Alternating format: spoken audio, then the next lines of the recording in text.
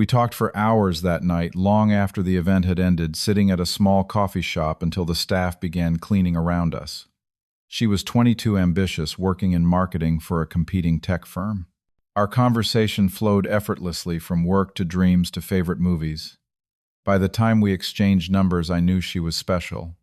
Our romance was a whirlwind. Within 6 months, we were inseparable. I never imagined choosing freedom would lead me to someone who showed me what partnership truly means. If you're watching this from a place where you felt manipulated in a relationship, let me know in the comments and hit subscribe to follow my journey from heartbreak to healing. I met Amanda at my coworker's backyard barbecue on a perfect June afternoon. The scent of grilled burgers filled the air as laughter echoed around the yard. She stood by the cooler in a blue sundress, her dark hair cascading down her shoulders as she talked animatedly with a small group. When our mutual friend Brad introduced us, her green eyes lit up with interest. "Heath, right? Brad mentioned you work in software engineering," she said, her voice warm and engaging. "I always find technology fascinating, though I could never understand the coding part."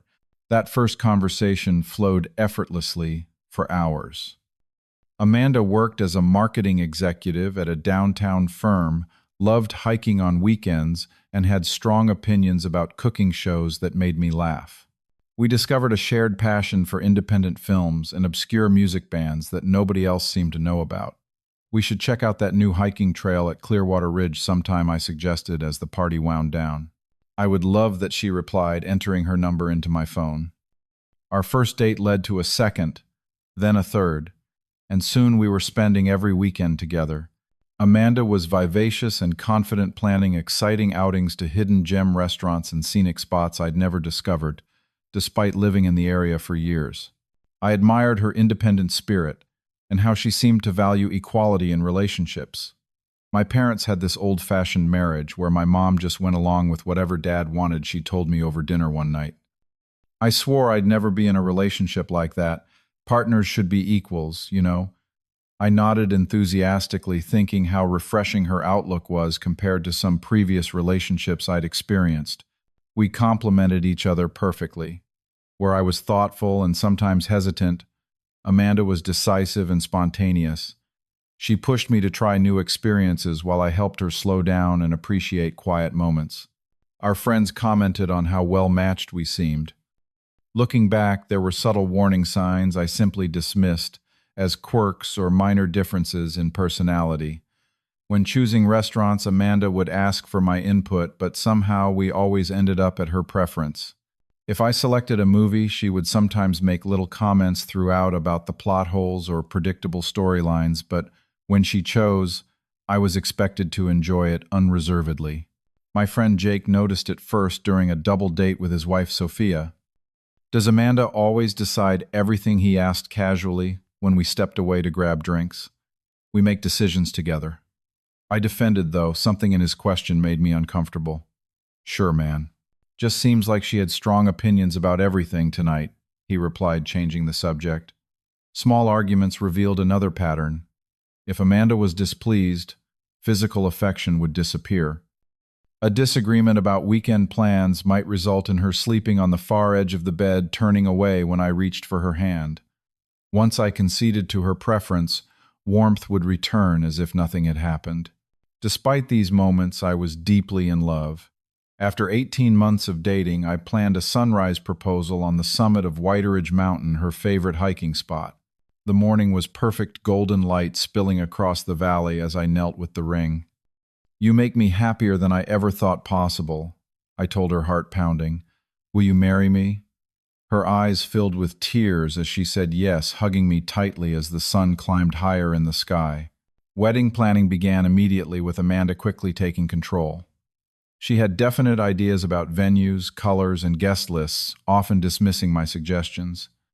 "Heath, you know I love you, but you have to admit I have better taste in these things," she would say with a gentle laugh that made it hard to argue.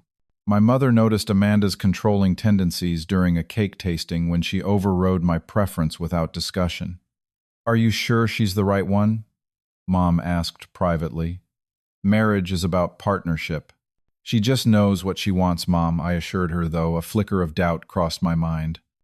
Our wedding day arrived a beautiful ceremony in a historic garden venue.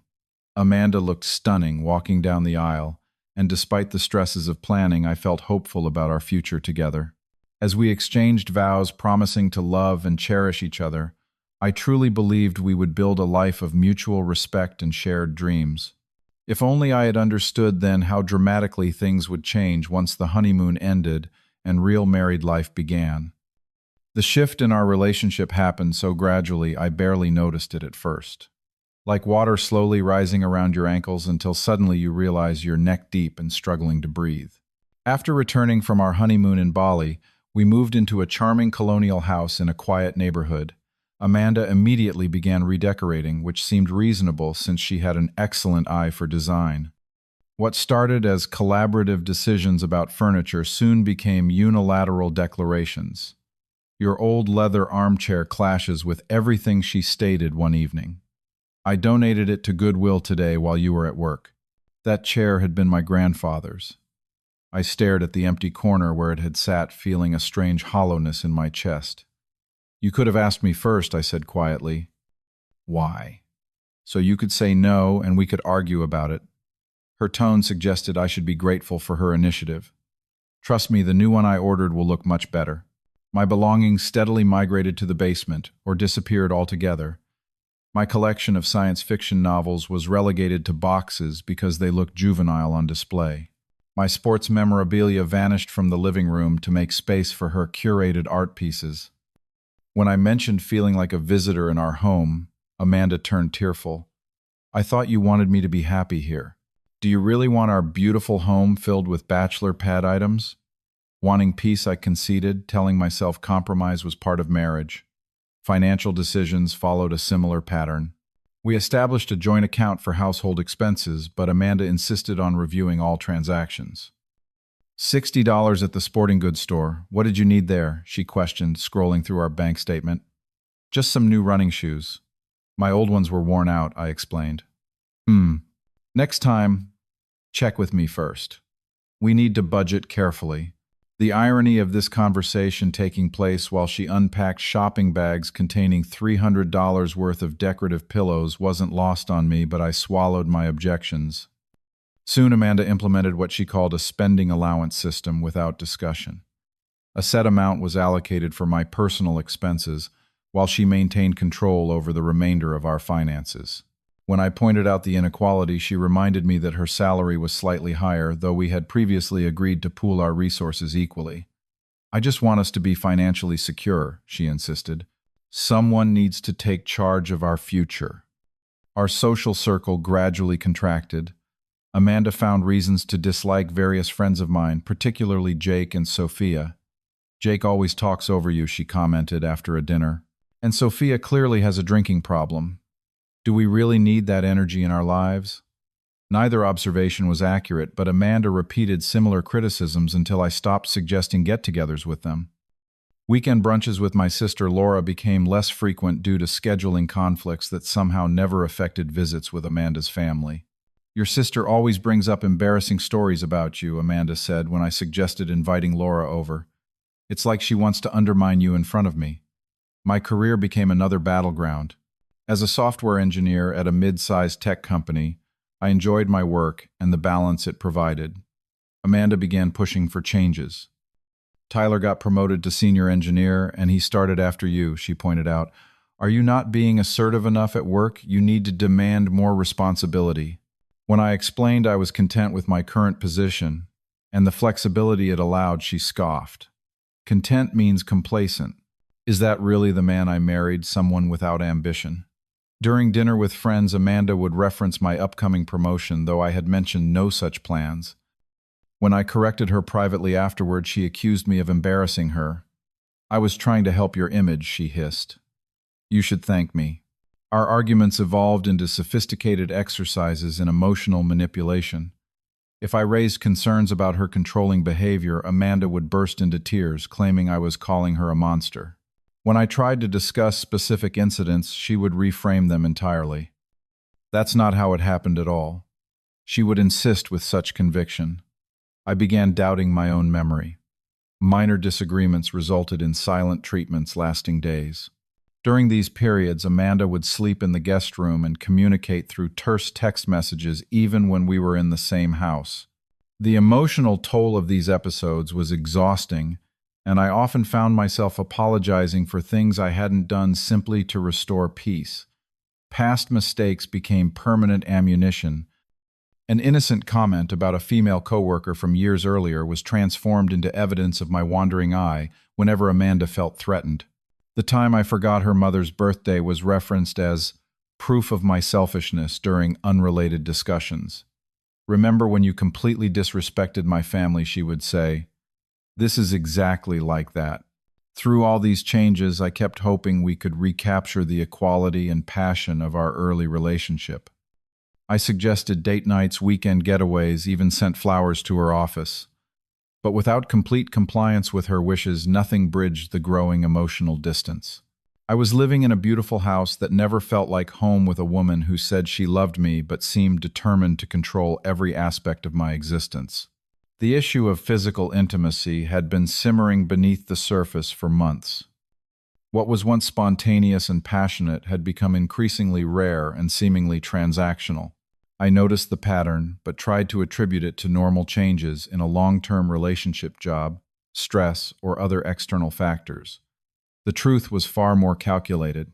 After a disagreement about holiday plans with my family, Amanda withdrew physically for nearly 2 weeks. When I finally initiated a conversation about our intimacy issues, she shrugged. "I just don't feel close to you when you prioritize other people over me," she said, matter-of-factly. "Physical closeness follows emotional closeness." I pointed out that using intimacy as a bargaining chip seemed unhealthy. She dismissed my concerns as overthinking and changed the subject. The message was clear, even if unspoken comply with her wishes or face rejection. The situation came to a head in April when I was approached about an exciting opportunity at work. A startup was spinning off from our parent company, and my supervisor recommended me for a key role. The position offered creative challenges I had been craving, though the initial salary would be slightly lower with potential for significant growth. When I shared the news with Amanda over dinner, her response was immediate disapproval. "You want to take a pay cut to work more hours at a risky venture?" "Absolutely not," she stated, setting down her fork. "We have financial goals, Heath." "This sounds like a step backward. But this could be really fulfilling," I explained. "The team is amazing, and if it succeeds, the payoff could be substantial. Plus, I would be building something from the ground up. And if it fails, then," what she countered, "you throw away job security for what some male ego boost of building something." The discussion escalated into an argument where Amanda questioned my judgment, ambition, and commitment to our future. When I stood firm about wanting to at least consider the opportunity, she left the table and went upstairs without another word. That night, when I reached for her hand in bed, she pulled away sharply. "I'm not in the mood." The pattern continued for days. Any attempt at physical affection was rebuffed. The tension in the house was palpable as Amanda remained coldly polite but completely closed off. When I tried to discuss the situation a week later, she finally revealed her position with brutal clarity. "I need a husband who makes decisions with our best interests in mind," she stated. "If you want any intimacy in this marriage, you need to start obeying me." The word hit me like a physical blow. Obeying. Not agreeing, not compromising, not discussing. Obeying. "Relationships aren't about obedience," I said, struggling to keep my voice steady. "We're supposed to be equal partners." "Equal doesn't mean making foolish choices," she countered. "Someone needs to be the adult here, and clearly it's me. So yes, if you want things to improve between us, you'll start listening to me." That night, lying awake while Amanda slept soundly beside me, I replayed our entire relationship in my mind. Each instance of control, each manipulation, each time I had compromised my own wants and needs for peace. The pattern was undeniable once I allowed myself to see it. The following day, I called Jake for the first time in over a year. "I've been hoping you'd reach out," he said when we met for coffee. "Things seemed off last time I saw you guys." I poured out the whole story, feeling both relief and shame as I articulated the dynamic that had developed. Jake listened without judgment, occasionally nodding in recognition. "My cousin went through something similar," he said when I finished. His wife controlled everything from their finances to what he wore to work. It took him years to see it as emotional abuse. The term landed heavily. Abuse. I had always associated that word with physical violence, not the subtle psychological control I was experiencing. Yet, as Jake described his cousin's situation, the parallels were undeniable. I also reached out to my sister Laura, who had been trying to maintain contact despite Amanda's resistance. Finally, she said when I called, "I've been worried sick about you. You've changed so much since you got married. It's like you disappeared into her shadow." Laura confirmed she had witnessed Amanda's controlling behavior from the beginning, but felt her concerns would only push me away. She was right, I realized. I wouldn't have been ready to hear the truth earlier. With this support, I found the courage to seek professional help. Dr. Marshall specialized in relationship dynamics and created a safe space for me to explore what had happened in my marriage.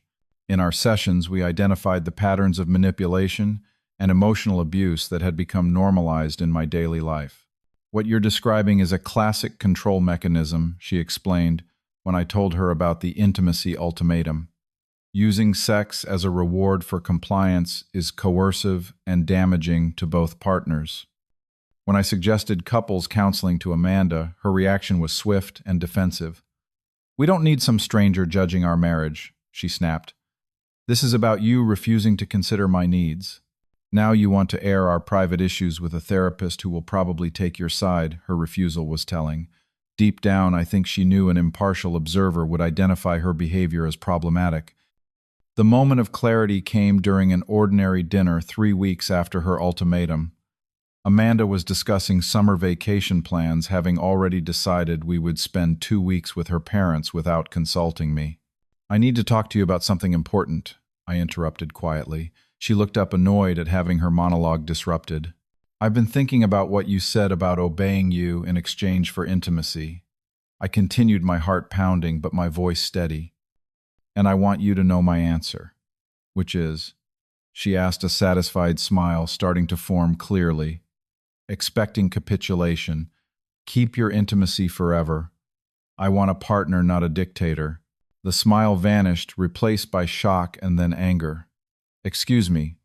After everything I've done for you, this is how you respond." "I'm moving out temporarily," I continued.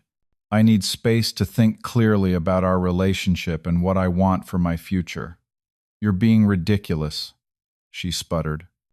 "Where would you even go?" David offered his guest room, I replied, referring to my brother who lived across town.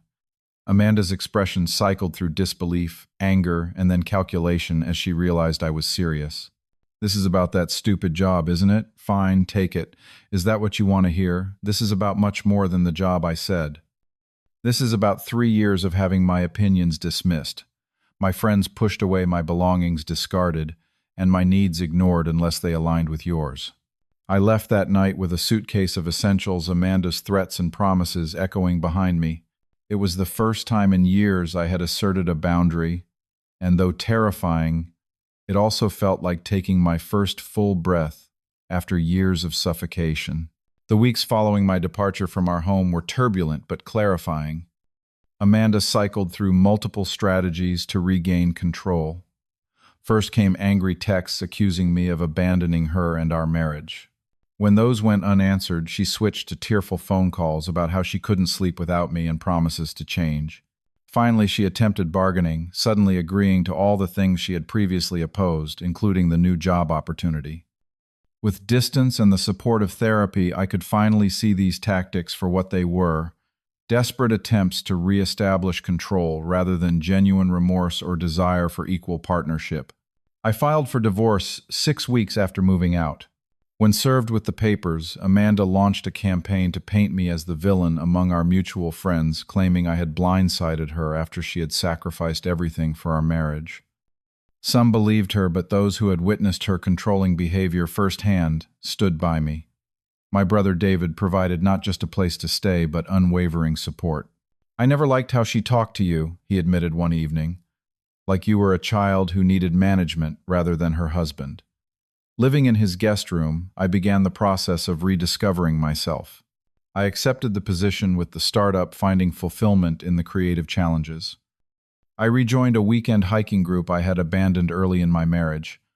I took cooking classes at the community center, something Amanda had dismissed as unnecessary since she handled the cooking.